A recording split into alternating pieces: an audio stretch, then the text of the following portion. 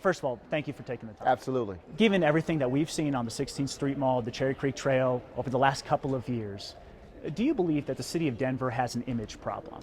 I don't think we have an image problem. We're like every other city that's growing across this country, where we begin to have social media magnify the challenges we've had. I mean, we're not going to pretend to believe that the challenges we've had along the mall started just recently.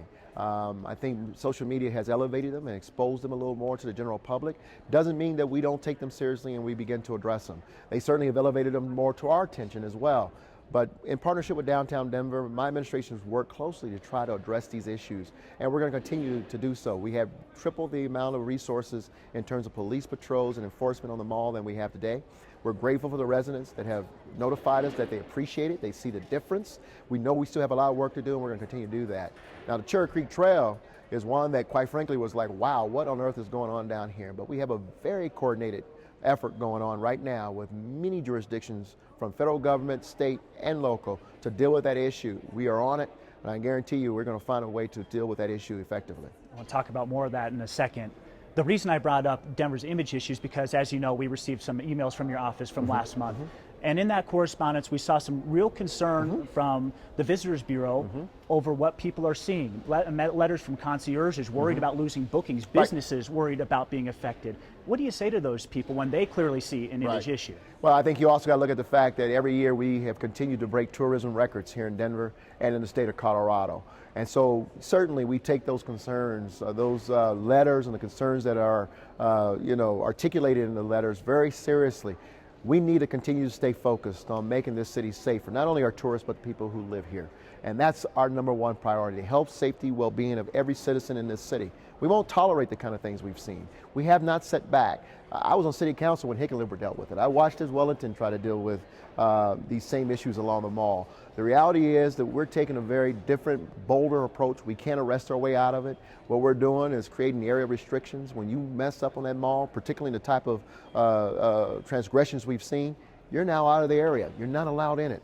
No other mayor has implemented those type of restrictions. We're doing it now in partnership with the county court and the district attorney. So we're grateful for that. We're grateful for our police department. Our goal is to keep people safe.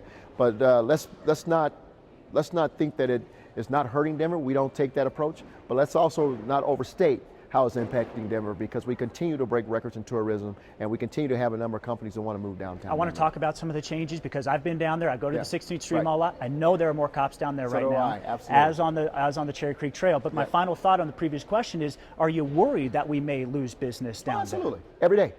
I'm worried about it. I'm worried about the health and safety of our citizens that are down there.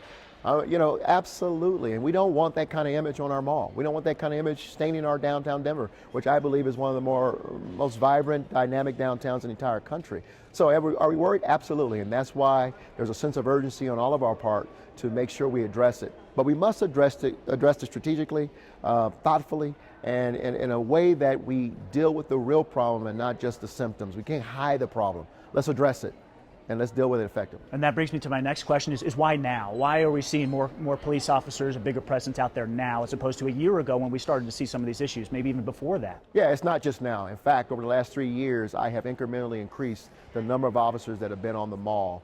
What we're seeing now, I think, is the word is out that the travelers are coming here and others are coming here, to be on that mall. And so we are seeing exponentially more people than we saw 3 years ago.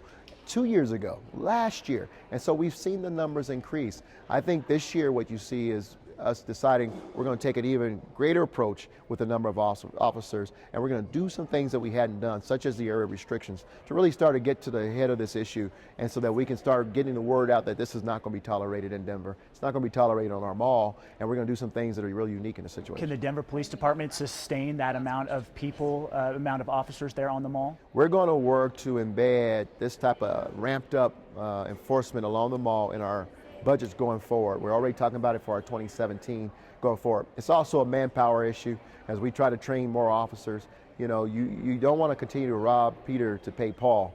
You want to get the right complement of number of officers in the city so that we can do this job. But we are working on our budgets in the future. Really quickly, I do want to address the Cherry Creek Trail. We were down there again today. What did you think of our original report when you saw those people, those folks out there doped out, where people are trying to run and bike? Sure. Before you all put video on it, obviously we have been hearing from residents, And I'm also aware of activities I can't talk about today with regards to our police. We're aware of it. We have been working on it.